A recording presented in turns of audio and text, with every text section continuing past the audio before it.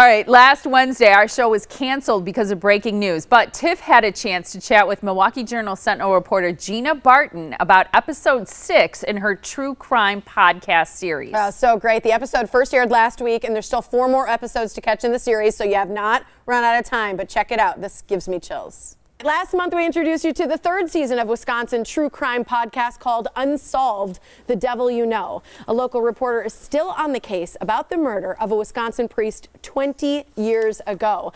Gina Barton from Milwaukee Journal Sentinel is here, and she's going to catch us up and give us details about the current episode. Good to see you again. Nice to be here. Okay, so I got a little obsessed with this because I love true crime stuff. I know so many people are into it all. Definitely. Give just a little background for people who didn't see last time and who have not heard about this series, exactly what it is.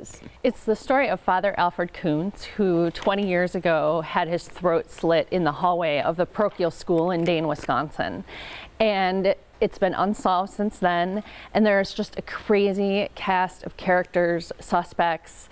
I'm glad you like it. A lot of people are addicted to it because there's a new story every week, every episode. Well, and that's the thing. I mean, you say a cast of characters and all, but these are all true. They are absolutely true. These are the people who are really involved. So this is not, you know, this is not made up. It's not a story. It's true crime. It's definitely an example of the truth being stranger than fiction. Mm-hmm. If I tried to make these people up, I wouldn't make them so interesting.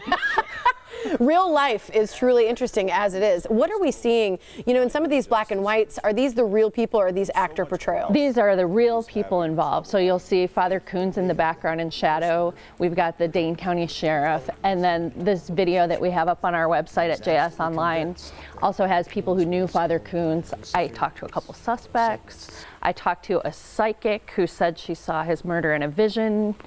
All kinds of people. Do you have your own conclusion on who you think did it? The problem with a story like this is that you can't really rule anybody out. Yeah. There are so many good reasons why any number of these people could have done it. Mm-hmm. I think when you get into true crime, what I find so fascinating is this human nature and this ability to lie very well and to maybe even convince yourself that you are being truthful. Exactly. Is that what you see? Do you see that sort of like that depth of human nature come to the forefront?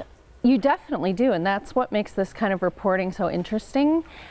And it's always a question of, are they lying or do they think it's true? And I think it depends on the person. Yeah. But if you have 4 different people who are telling you 4 different stories, they're obviously not all telling the truth. Right. Can you see little, you know, they always say there's like personality tics or things with people's eyes or telltale signs of liars.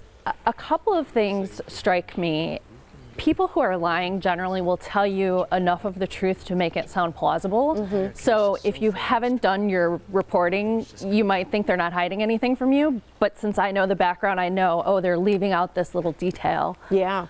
The other thing that they do is they tend to talk in a circular way. So you'll ask a question and then they'll go back to something they already told you, or they'll tell a funny story to try to distract you. Interesting. See, those are all good things to remember.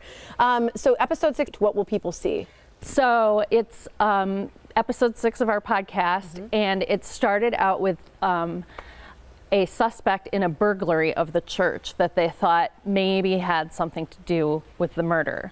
And this man's background goes to Necedah, Wisconsin, where back in the 40s and 50s, a woman named Marianne Van Hoof said that she had visions of the Virgin Mary. She said the Virgin Mary spoke to her and gave her messages and guidance for the future. And so you'll see what this man took out of those messages and why it caused him to rob churches and why it caused him to become a suspect in the murder of Father Kunz. So the face we were seeing there, the mug shot, was that the suspect? Yes. Okay. That is Jeffrey Moss, who was one of the suspects in Father Kunz's murder. I talked to him at the shrine. He goes by Brother Joseph now. And the shrine is in Necedah. It's in Necedah. It's only partially constructed. Volunteers have been trying to build this heart-shaped church for years and years.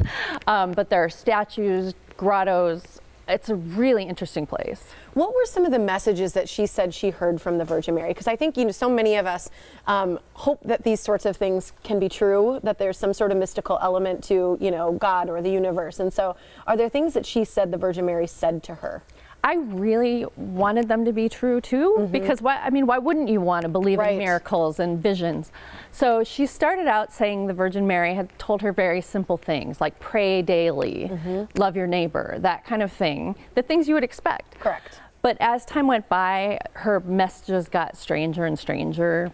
Communists were running the Catholic Church, things like that. And so with time, the official church leaders in the Catholic Church said this wasn't really the Virgin Mary speaking at all. So the Catholic Church has not recognized this shrine? No. Even though hundreds of people have gone there to see the shrine? Yes, hundreds of thousands. Yes. In the 1950s, there were 2 separate occasions where she had advance notice that the Virgin Mary would be coming, she said.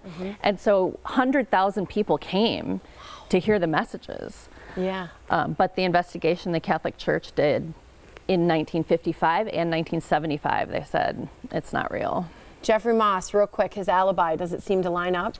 It really does. I talked to the police. They said they could not place him at the scene.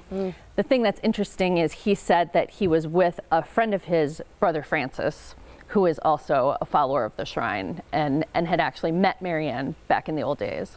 It's so intertwined and fascinating. So there's 4 episodes left in the podcast. So the new episode is every Wednesday through March 27th. You can get it by going to jsonline.com/unsolved. And right now you've got a special. It's a promo code, 3 months of digital access to the Journal Sentinel for $1 by going to this website. It's jsonline.com/deal for more. Thanks so much, Gina. Thanks for having me. So interesting.